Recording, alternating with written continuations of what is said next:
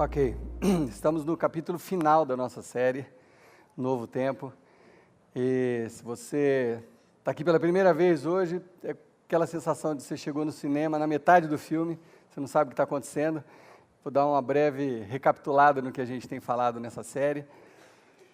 Primeiro, nós começamos dizendo que muitas pessoas têm resistência à igreja, elas resistem à igreja, e nós dissemos já no primeiro capítulo que as mesmas coisas que fazem as pessoas resistirem às igrejas são as coisas que a igreja deveria resistir. O que eu quero dizer com isso é que são as razões pelas quais as pessoas resistem às igrejas, não são as razões pelas quais elas deveriam resistir à igreja. Hoje eu vou falar de uma razão que talvez as pessoas pudessem ter alguma resistência.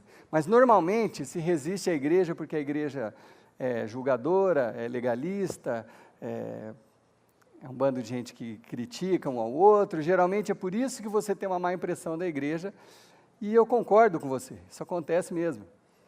Mas não foi isso que Jesus veio ensinar.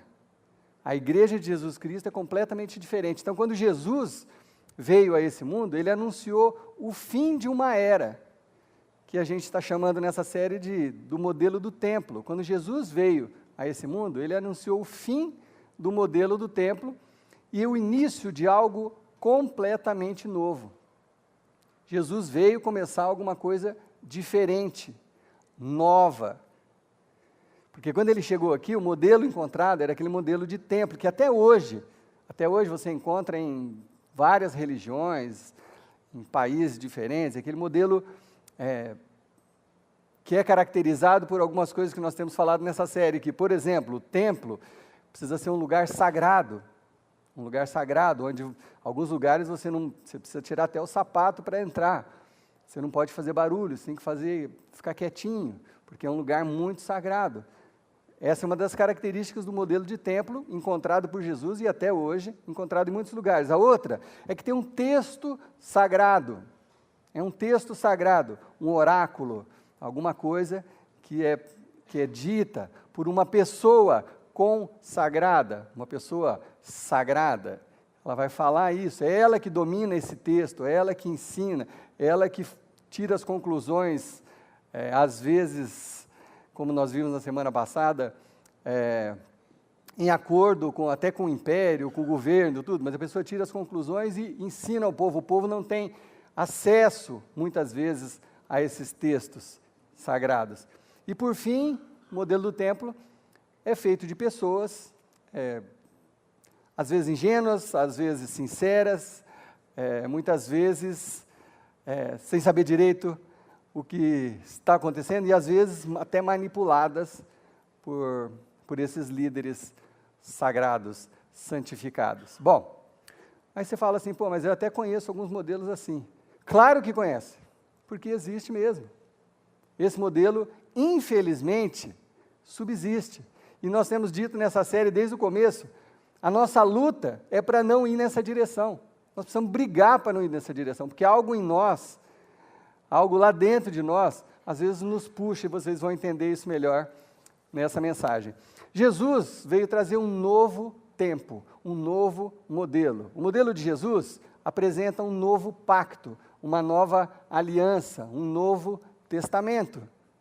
Por isso que se diz o Antigo Testamento e Novo Testamento. O modelo de Jesus traz um novo mandamento.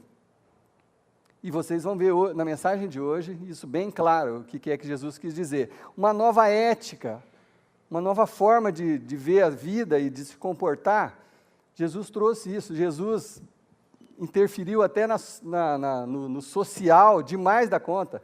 Até Jesus, as mulheres não tinham voz em nada. O homem não conversava com uma mulher na rua, mas de jeito nenhum. Jesus conversava com as mulheres o seguiam. Jesus convivia com ricos, com escravos, com todo mundo. Ele quebrou uma série de paradigmas sociais da época, inclusive. Então ele criou uma nova ética e um novo movimento. Ao invés daquele templo, aquela coisa estática, chamou-se de o caminho, o que Jesus tinha criado. E eu falei aqui, pelo menos em 2 ou 3 capítulos, que quando Jesus criou a igreja foi em cima de algo que Pedro falou. Jesus perguntou, quem vocês dizem que eu sou? E Pedro falou, tu és o Jesus, Filho de Deus, Filho do Deus vivo. E aí Jesus falou, em cima desse fundamento, dessa sentença, disso que você entendeu, eu construirei a minha igreja. Que chamou Eclésia, e hoje a gente conhece por igreja. Bom, mas como eu disse, todos nós temos um pouquinho de templo dentro de nós. Todos nós temos um pouquinho do modelo do templo. Quer ver uns exemplos? Se você conhece alguém que dentro da igreja, a pessoa parece bonzinho dentro da igreja, fala macio, ri com facilidade, mas lá no trabalho, ou na escola, ou no comércio, ou até no próprio apartamento, maltrata o funcionário, entra no elevador e não olha para o vizinho, não cumprimenta as pessoas fora do ambiente da igreja, isso é um pouquinho de templo dentro de nós. Que vale mais a aparência do que a realidade. Se você fica pensando, outra coisa, se você fica pensando no quão perto você pode chegar do pecado, presta atenção nessa que essa é bacana. Se você fica pensando o quão perto você pode chegar do pecado sem realmente pecar, isso é modelo do templo. Não deu para entender, né? Deixa eu explicar melhor. Às vezes a pessoa chega para mim e fala assim, pastor, é pecado tomar cerveja? Eu falo, como assim? Você toma... Não, uma cervejinha, naquele dia bem de calor, tal. Eu falo, não vejo problema. E 2? Sei lá, você é um cara forte. E 7? Quer dizer, a pessoa fica testando, ela fica se aproximando do pecado. E se você está ainda essa paralisia, você está parado nisso, você não consegue caminhar nisso, esse é o modelo de tempo que está dentro de você. Ou então, já aconteceu algumas vezes comigo, namorado chegar para mim e falar assim, pastor, às vezes eu fico sozinho com a minha namorada, os pais dela saem, a gente fica em casa, até onde eu posso ir, até onde a minha mão pode ir, a partir de que hora que... eu preciso desenhar alguma coisa. Se você está nessa dúvida, é aquele modelo de templo. Sabe, você quer ir se aproximando do pecado, até onde eu posso ir, que ainda não é considerado pecado. Esse é o templo que reside dentro de nós. A terceira coisa, se você acredita que existe um ritual, isso aqui é muito importante, se você acredita que existe um ritual que você faz com Deus, tá? Que remove a sua responsabilidade de restituir alguém que você tenha prejudicado, se você acha que tem algum ritual, eu confesso meu pecado para Deus, ou eu faço um jejum de uma semana, ou eu faço isso, se você acha que tem um ritual que você pode fazer, que remove a sua responsabilidade de restituir alguém que você está devendo, alguém que você está devendo uma desculpa, um perdão, ou sei lá o que, se você faz isso, é um modelo de templo que resiste dentro de você ainda. Então, no modelo de templo, você é o centro. No modelo de templo, nós somos o centro, no modelo de templo. O que eu devo fazer para manter as coisas certas entre mim e Deus? Desculpa, eu tive que escrever o português certo, sou esquisito, mas é assim mesmo. O que eu devo fazer para manter as coisas certas entre mim e Deus? Quer dizer, eu sou o centro. Eu sou o centro. No fim, é tudo para mim. Eu vou na igreja, eu preciso receber uma bênção, eu preciso adorar a Deus, eu quero cantar para que eu seja abençoado, e aí tem aquelas canções, né, que a gente evita aqui na capela, mas que é tudo para mim, restitui, me dá e devolve aquilo que é meu e não sei o quê. Eu sou o centro nesse modelo de templo. Eu sou o centro, Deus fica de lado. Eu que quero prosperar, eu que quero saúde, é tudo para mim, tudo para mim, tudo para mim. Por isso que algumas pessoas que gostam desse modelo, preferem as igrejas mais tradicionais.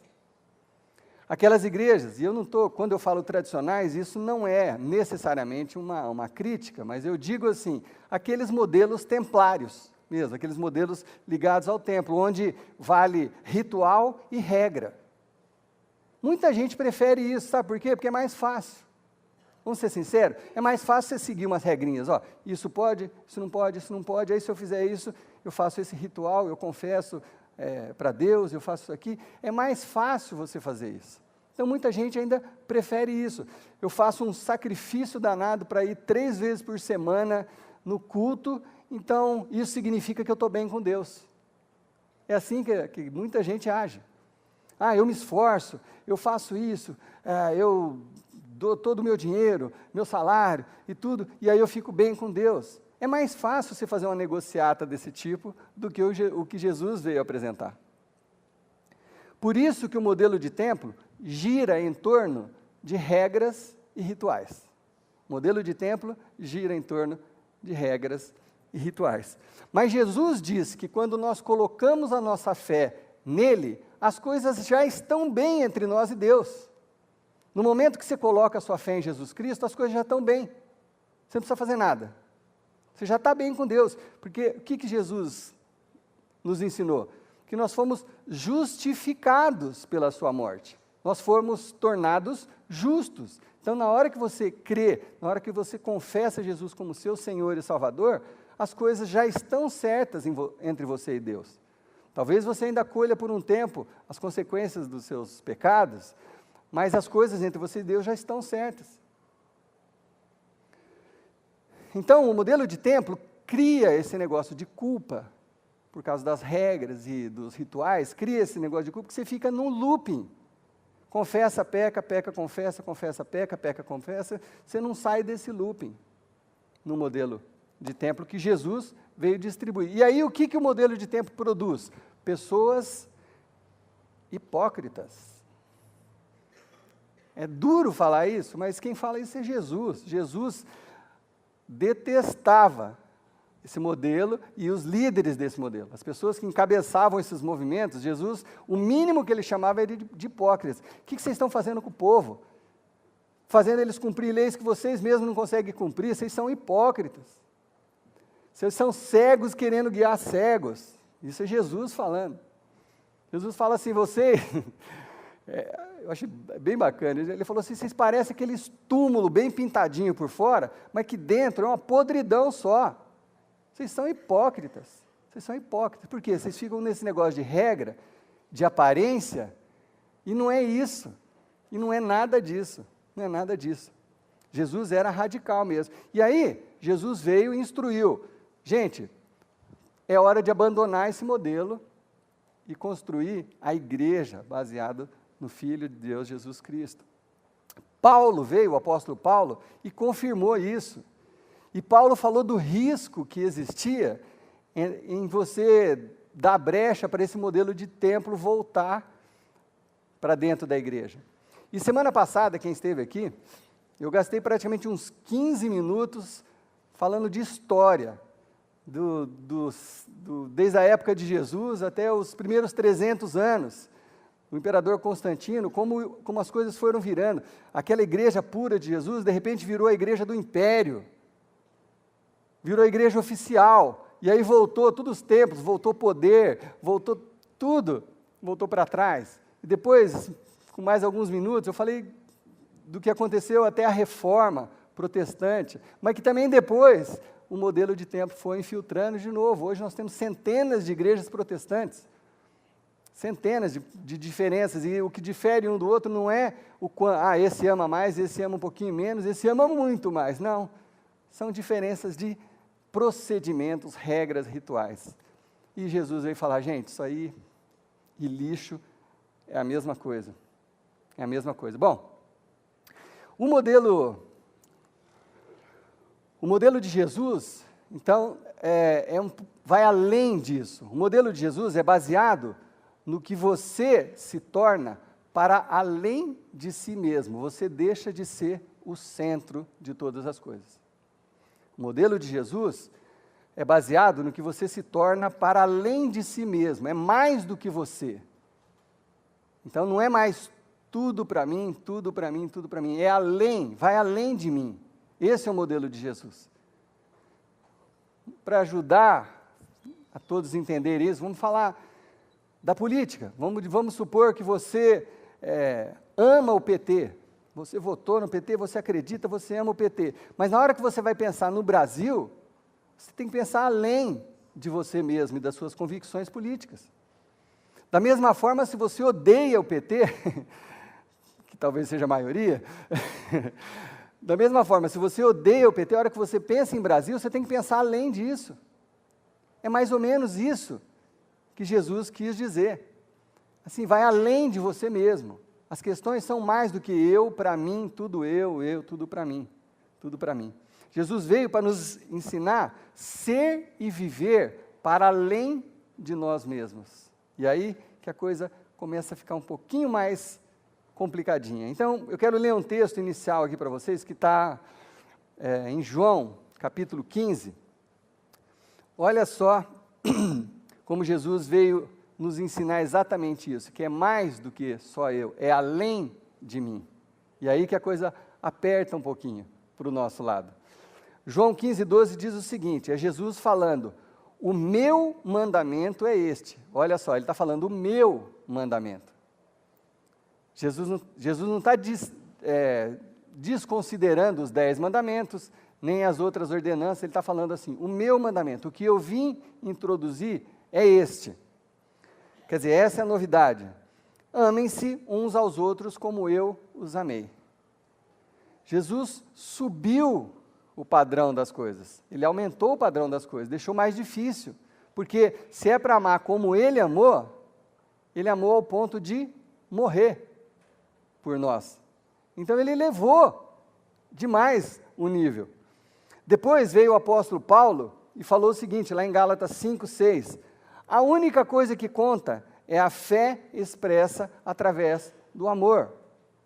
Quer dizer, a coisa mais importante de todas, e Paulo era um profundo conhecedor do Antigo Testamento, e um profundo conhecedor de Jesus Cristo. Ele falou assim, a coisa mais importante de todas é a fé expressa através do amor. E um pouco mais adiante, no mesmo capítulo, ele confirma isso, ele fala assim, toda a lei se resume num só mandamento, ame o seu próximo como a si mesmo. Isso, na época, era completamente novo, porque ninguém falava em amor. Só se falava em regra, faz isso, faz aquilo, ninguém se falava em amor. Jesus veio com essa bomba sobre a humanidade. E sabe o que Jesus queria dizer em termos bem práticos mesmo? Bem práticos. Por exemplo, sabe por que eu e você deveríamos falar a verdade? Por que você e eu devemos, por que a gente fala a verdade? Por que a gente não mente? Aí você diria assim, porque a Bíblia fala que a gente não deve mentir. Tá.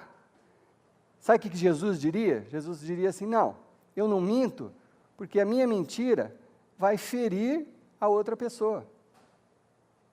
A outra pessoa que Deus ama e que eu deveria amar. A minha mentira vai ferir aquela pessoa, é por isso que eu não minto. Eu não minto porque está no texto. Tinha uma época que a igreja não tinha texto. Tinha uma época, no começo, no primeiro século, não tinha Novo Testamento. E a igreja vivia assim, sem o texto, com esse conhecimento. Então eu não minto, não é porque está escrito no texto, eu não minto, porque eu vou ferir, é esse o único mandamento.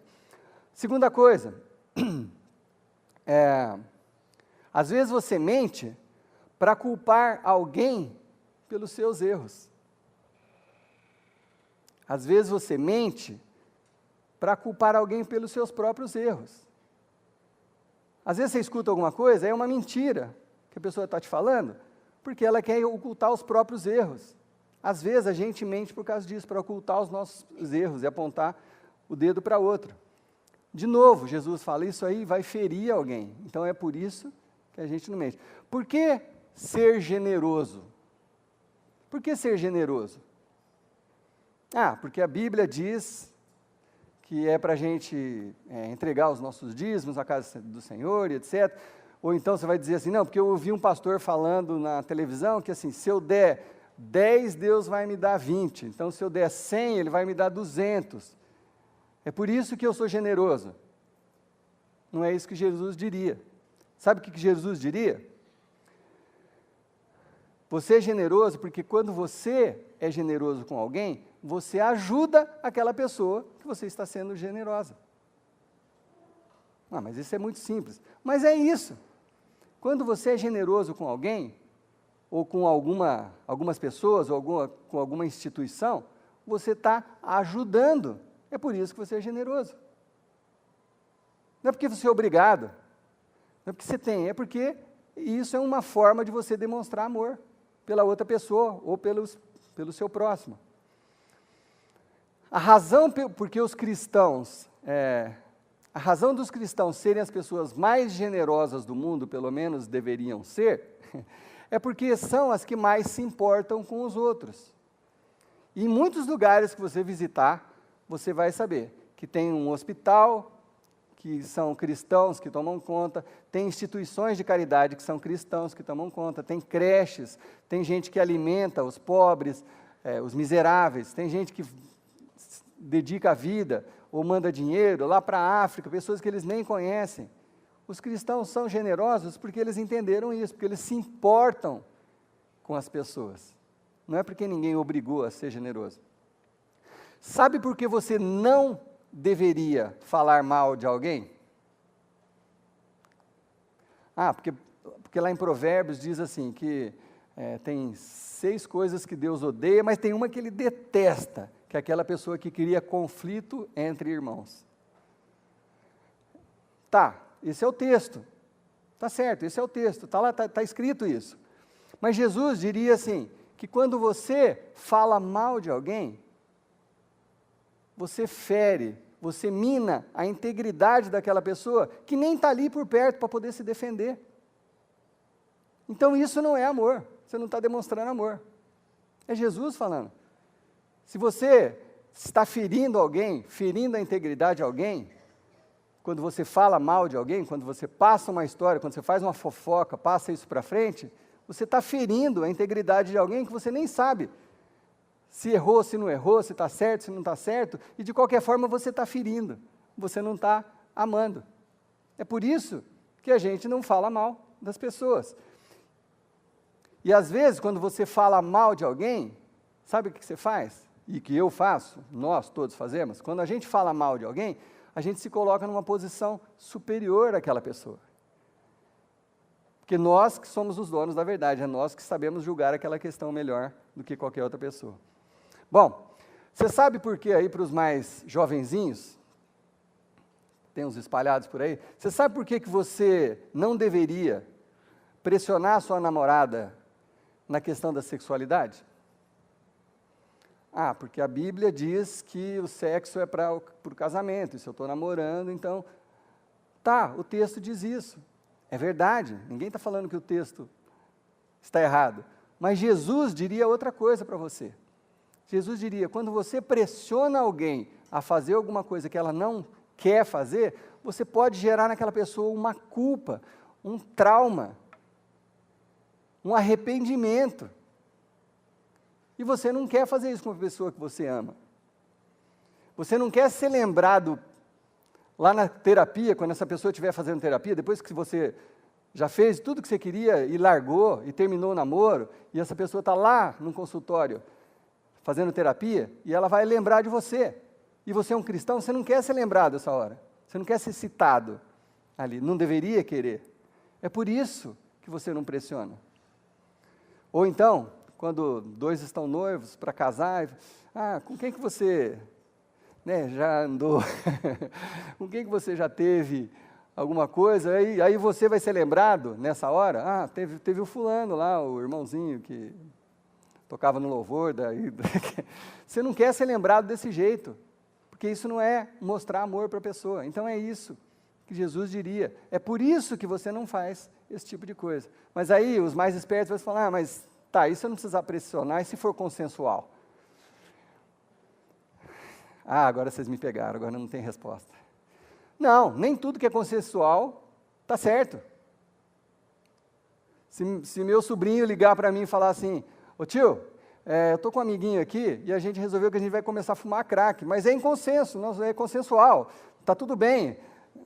eu vou ficar louco. Vou ficar louco da vida, vou voar onde ele estiver. Não é porque é consensual que quer dizer que está certo. Não é porque é consensual que está justificado. Bom, então, os imperativos, quer dizer, os mandamentos do Novo Testamento, são exemplos de como demonstrar o seu amor por Deus através do seu amor pelo próximo. Eu vou repetir. Os imperativos, ou seja, os mandamentos do Novo Testamento, eles são exemplos de como demonstrar o seu amor por Deus através do seu amor pelo próximo. Por isso que talvez você não encontre todas as respostas a todas as suas perguntas no Novo Testamento ou na Bíblia. E tem gente que gosta do modelo de templo que usa isso para tirar vantagem. Você fala assim, não, eu não achei nada na Bíblia que diz sobre exatamente isso. A Bíblia diz, não se embriagueis com vinho, mas não fala nada de vodka, então vodka pode. Né? Não, é engraçado, mas se você ampliar esse conceito, muita gente faz isso. Muita gente faz isso. É querer passar a perna em alguém. Por isso que eu falo, por isso que regrinha é mais fácil do que seguir a Jesus. Seguir o que Jesus ensinou. O negócio do dízimo não está muito claro ali no Novo Testamento, então eu prefiro acreditar que não é bem assim e tal. Está cheio de gente fazendo esse tipo de analogia. Mas Jesus diria que quando você se embriaga com vinho, ou com vodka, ou seja lá com o que for, ou com qualquer droga, quando você faz isso, você acaba, muitas vezes, ferindo alguém, envergonhando alguém da sua família, dando vexame, causando acidentes, prejudicando alguém. É por isso que não interessa se é vodka, se é vinho, seja lá o que for, não interessa. É isso que Jesus diria para mim e para você. Então, talvez tenha gente pensando que, quando Jesus reduziu a um mandamento, ou dois, ame ao Senhor teu Deus acima de todas as coisas e o teu próximo como a ti mesmo, quando Jesus fez essa redução, ele fez uma coisa, simplificou demais. Tem gente que tem essa impressão, então quer dizer que ficou muito fácil, porque agora são só duas coisas? Na verdade, não. Na verdade, o modelo de Jesus, que é o que nós estamos estudando aqui, o modelo de Jesus é bem menos complicado, sem dúvida nenhuma. Muito mais fácil de você compreender, muito menos complicado. Mas a surpresa é que o modelo de Jesus é muito mais exigente. O modelo de Jesus exige muito mais de mim do que o modelo do templo. É muito mais fácil você cumprir regrinhas, você fazer um jejum, você ir orar lá no monte, não sei o quê, e achar que isso está deixando tudo certo. É muito mais difícil você tomar uma atitude em relação ao seu próximo. Pedir perdão, ou perceber que você está deixando de demonstrar amor numa certa situação e outra, é muito mais difícil, mas muito mais difícil do que você fazer um jejum de 3 dias. Ou do que você subir no monte para orar, ou qualquer outro tipo de sacrifício, ou vir 6 reuniões por semana na igreja. É muito mais difícil você tomar uma atitude prática. Então a gente vai ver alguns versos, uns versículos no livro de Filipenses, vamos começar com Filipenses, para você ver como a coisa que Jesus veio apresentar, ela é mais simples de entender, mas exige mais de nós, de mim e de você, ela exige mais. Por exemplo,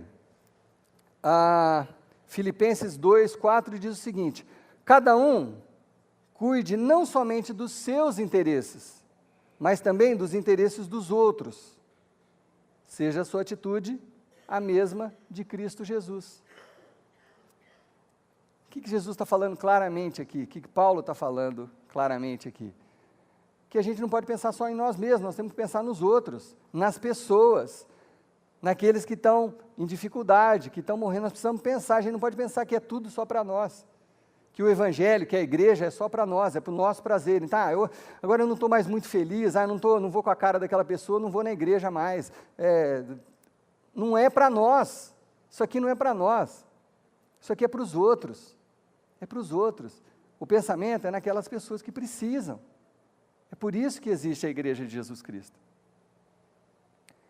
Em Lucas diz o seguinte: amem os seus inimigos. Aí Jesus subiu num nível que difícil demais, está vendo? Como exige mais da gente o modelo de Jesus. Ele é simples de entender, mas ele exige mais de nós. Ame os seus inimigos, faça o bem aos que te odeiam. É difícil, é muito difícil. Abençoem os que te amaldiçoam. Senhor Jesus. Orem por aqueles que o maltratam. Jesus colocou a coisa num outro nível de exigência. Então, por isso que é mais fácil você querer trazer o templo, o modelo de templo de volta. Não, isso aqui é muito difícil, vamos voltar para as regrinhas. Vamos voltar para as regrinhas, é melhor, né? Não pode, vamos, né? Vamos todo mundo deixar o cabelo comprido, a mulher não depila mais embaixo do braço, saindo até aqui, sei lá, eu estou exagerando, mas, de uma certa forma, é mais fácil você seguir um monte de regras do que fazer o que Jesus solicita da gente. É bem mais fácil. Então, a pergunta que eu deixei aqui no terceiro domingo, e que eu repito hoje, então, o que isso que nós estamos aprendendo requer de mim, de você? O que esse amor que Jesus está falando requer de mim? Qual que é a atitude que ela requer de mim? Eu só posso olhar para mim mesmo e ler a mim mesmo. Eu não posso ler vocês, eu posso ler a mim mesmo. Agora, cada um deveria se ler. O que isso exige de você? O que esse amor requer de você? Qual a atitude que esse amor requer de você? E eu sei que nessa hora,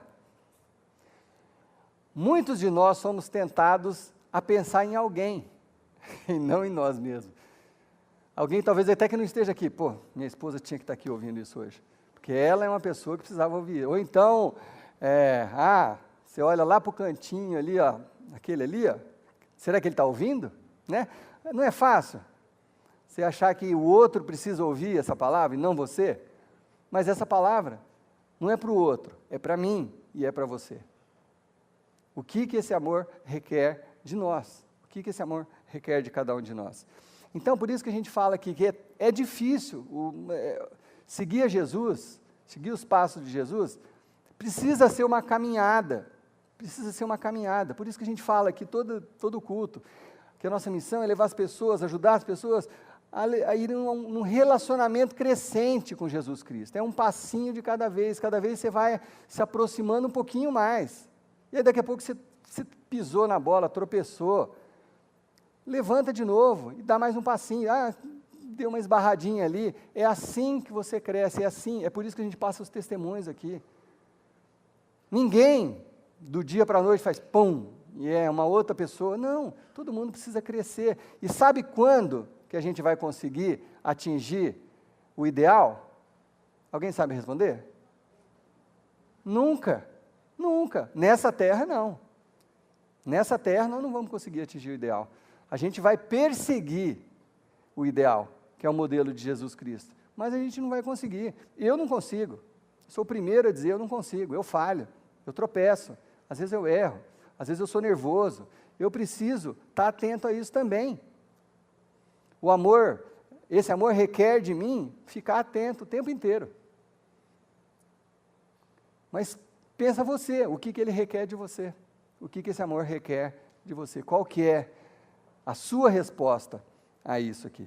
Bom, mas a Bíblia fala de uma coisa que é desconfortável, bastante desconfortável. E eu não queria que essa série terminasse de forma desconfortável, então eu vou tentar fazer com que isso não fique desconfortável ao final. Mas é desconfortável. Sabe o que a Bíblia fala? Que um dia, todos nós vamos prestar conta das nossas atitudes. Todos nós. Um dia nós vamos prestar conta. E aí entra naquela coisa bem profunda, de quando Jesus vai falar de futuro, de um futuro após a morte. É aquela coisa mais complexa. Mas a Bíblia e Jesus fala disso de uma forma muito clara e muito prática. E eu quero encerrar com isso. Olha que interessante, e aí se você trouxe sua Bíblia, o texto está lá em Mateus 25. Talvez isso te choque um pouquinho, o que eu vou ler, mas é Jesus falando isso. Porque Jesus resume aqui o que ele veio nos ensinar. Isso é o que ele veio nos ensinar. É o resumo em Mateus 25. Ele fala o seguinte: quando o Filho do Homem vier em sua glória, com todos os anjos, assentar-se-á em seu trono na glória celestial. Um dia Jesus vai reinar. Hoje, as nossas orações são assim: venha o teu reino, não é? Seja feita a tua vontade, venha o teu reino. Por quê? Porque esse reino não é de Jesus. Quem reina sobre esse mundo é o inimigo de Jesus, infelizmente. É ele que cria confusão, é ele que cria discórdia, é ele que cria tudo. É ele que reina nesse mundo. Mas um dia, Jesus vai reinar, e é isso que está dizendo aqui: um dia Jesus vai reinar. Quando o Filho do Homem vier em sua glória com todos os anjos, assentar-se-á em seu trono na glória celestial. A partir dali é o reino de Jesus mesmo estabelecido. Todas as nações reunidas diante dele, todas as pessoas, todos os povos, todas as raças, todas as tribos, todo mundo estará reunido diante de Jesus. E ele separará uma das outras, como o pastor separa as ovelhas dos bodes. Tá certo que isso aqui é uma linguagem da época de Jesus, porque a plateia de Jesus que estava ouvindo isso entendia bem o que um pastor faz: separar para cá as ovelhinhas, para cá os bodes, para cá as ovelhinhas. Então era essa linguagem, mas é isso que Jesus está dizendo. E ele colocará as ovelhas, é uma metáfora que Jesus está usando, né? E ele colocará as ovelhas à sua direita e os bodes à sua esquerda. É chato de ouvir isso, mas um dia Jesus vai falar assim: você é bode, você é ovelha, você é bode, você é ovelha. Talvez ele use outro termo, mas no contexto aqui era esse que ele estava falando. Um dia nós vamos ser julgados pelas nossas atitudes. Então o rei dirá aos que estiverem à sua direita, as ovelhas: venham, benditos de meu Pai, recebam como herança o reino que lhes foi preparado desde a criação do mundo. Uau, imagina ouvir isso de Jesus. Dá para ser agora? Pô, olha, eu acho que se eu pudesse escolher também. Mas um dia isso vai acontecer. Venham, benditos do meu Pai, venham, recebam como herança o que foi preparado para aqueles que foram fiéis, para aqueles que permaneceram. É isso que Jesus está falando. Mas aí você deve estar se perguntando: será que eu sou bode ou sou ovelha? Será que eu sou bode? Isso é uma pergunta que você precisa se fazer. Nós precisamos nos fazer o tempo inteiro. Nós precisamos nos fazer. E será que é um ritual que te faz ser bode ou ovelha? Será que é um ritual? Não, Jesus, eu fui na igreja, nossa, todo domingo, toda quinta, toda reunião de oração na terça, e eu ia no GA, e eu ia não sei o quê. Sabe, você vai acumulando isso. Será que é isso que vai separar uma coisa da outra? Será que é isso? Eu fiz teologia, né? Eu conheço mais, então, assim, eu estou mais para ovelha, né? Não sou eu que vou julgar, é Jesus que vai julgar, porque ele conhece os corações. Mas aí, ele explica isso de uma forma tão simples, mas tão profunda, que faz facilmente a gente entender a diferença.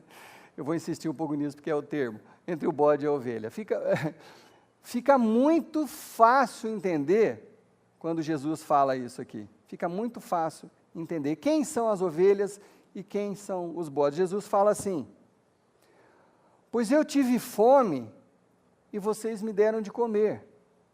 Ele está falando para as ovelhas, né? Aqueles que estão à direita. Venham, benditos de meu Pai, venham. Fica desse lado aqui, benditos de meu Pai, recebam a herança. Você sabe por que vocês estão recebendo a herança? Você sabe por que vocês são ovelhas? Você sabe por que vocês são os benditos de meu Pai? Porque eu tive fome e vocês me deram de comer. Agora imagina, na época, as pessoas ouvindo isso, Jesus falando, fala assim, cara, eu não lembro, que dia que foi que Jesus estava com fome, que eu dei de comer, né?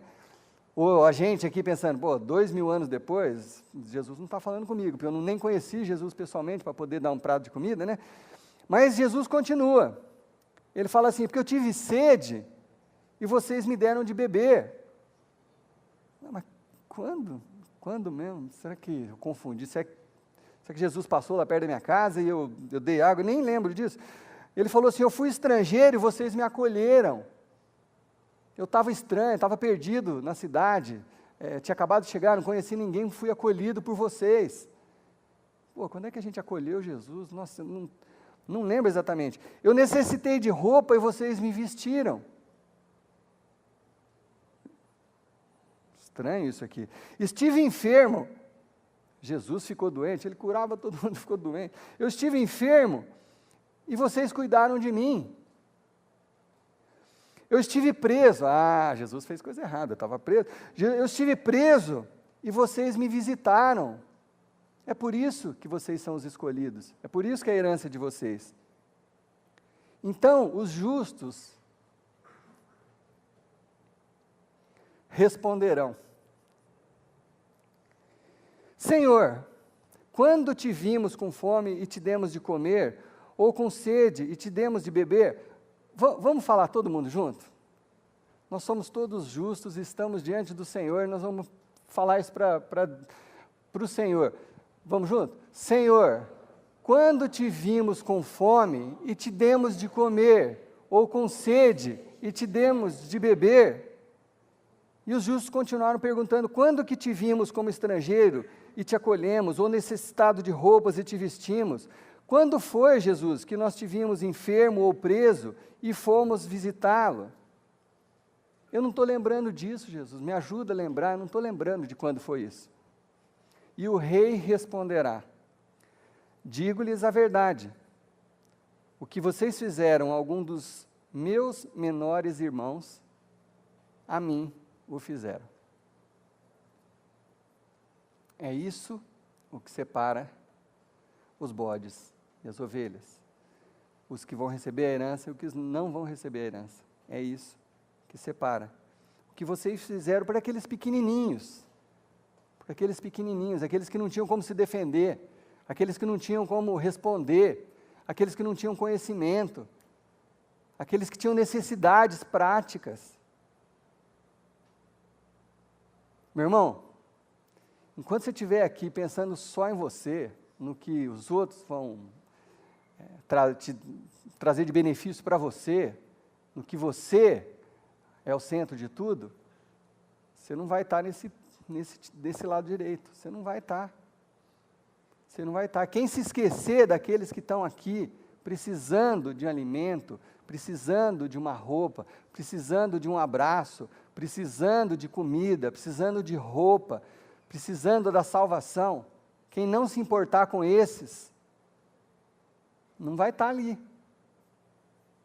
Não vai estar ali, no meio das ovelhas. Não vai estar, não sou eu que estou falando, é Jesus que está falando. São essas pessoas que precisam de ajuda, é que vão contar no seu currículo. Não é outra coisa, não é o seu conhecimento, não é o quão importante é o seu cargo, não é nada disso. São as pessoas que vão contar no seu currículo. Gente que você ajudou, gente que você precisou socorrer de madrugada, ou foi visitar no hospital, ou foi buscar lá na prisão, ou deu dinheiro, porque a pessoa precisava comer naquela hora. São essas coisas e essas pessoas que vão contar no seu e no meu currículo. Eu não sou diferente de vocês, é isso que vai contar no meu currículo. E não o quanto eu sou importante, ou você é importante, ou o cargo que você assume, ou sei lá o quê, ou quanto dinheiro você tem na sua conta bancária, isso não vai contar nada nessa hora. Então, o que esse amor requer de mim? O que esse amor requer de você?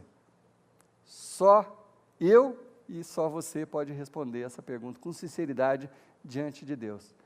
Eu espero que de alguma forma,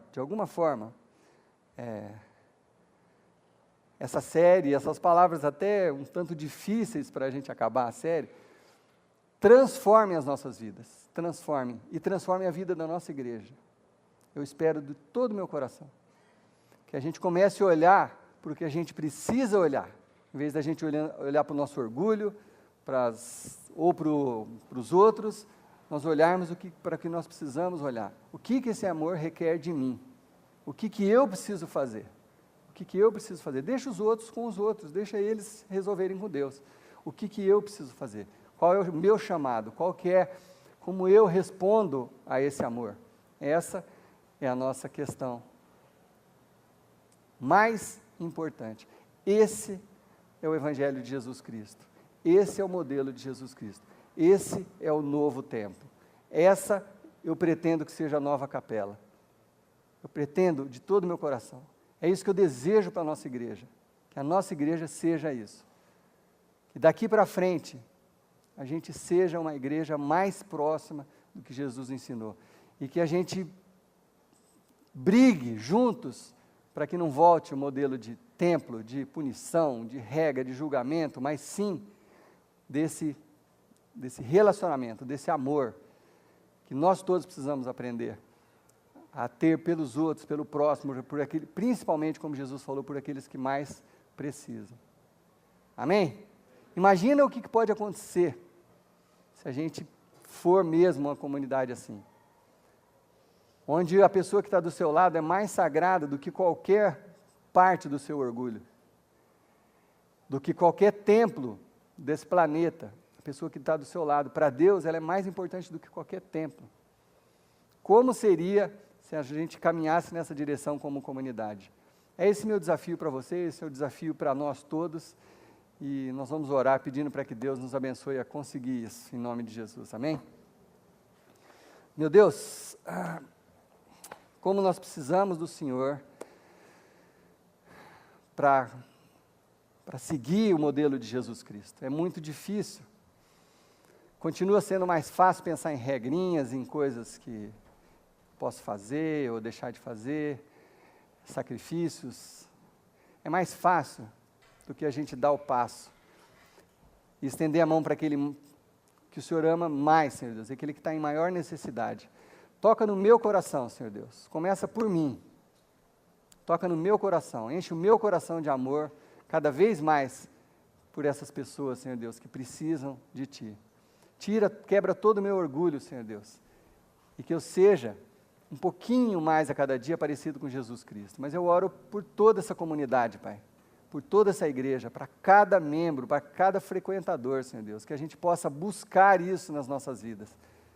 A cada dia, dá um passinho na direção de Jesus Cristo. Na direção de olhar para aquele que está necessitado. Parar de olhar para nós mesmos. Quebrar os nossos orgulhos, Senhor Deus, o nosso orgulho, e começar a olhar para os lados, porque foi isso que o Senhor pediu, não é porque eu estou falando, é porque o Senhor pediu. O Senhor falou que é assim que serão contados os justos. Por isso é tão importante. Ajude-nos, Pai, nós precisamos da Tua ajuda, e nós contamos com ela no nome precioso do Senhor Jesus Cristo. Amém.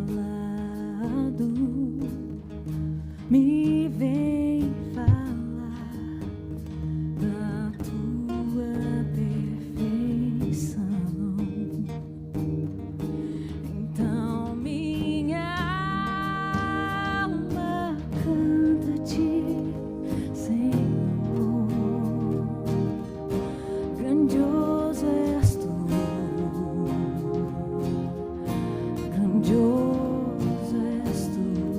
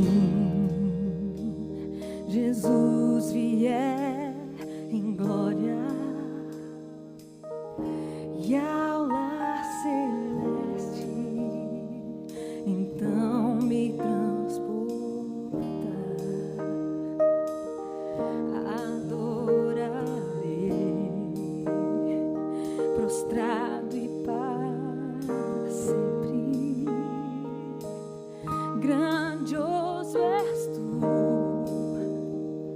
meu Deus, hei de cantar. Então minha alma canta-te, Senhor. Oh, grandioso és tu, grandioso és tu. Então minha alma canta-te, Senhor. Oh, grandioso és tu, grandioso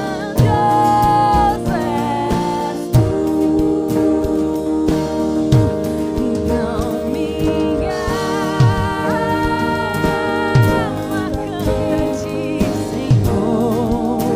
Oh, grandioso és tu, grandioso és tu, grandioso és tu. Então minha alma canta-te, Senhor. Grandioso és tu, grandioso és tu, grandioso és tu, grandioso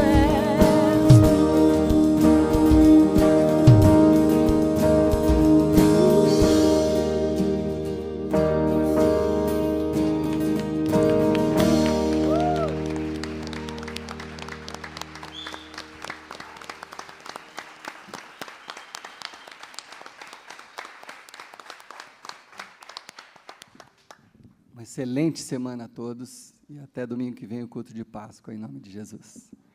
What could I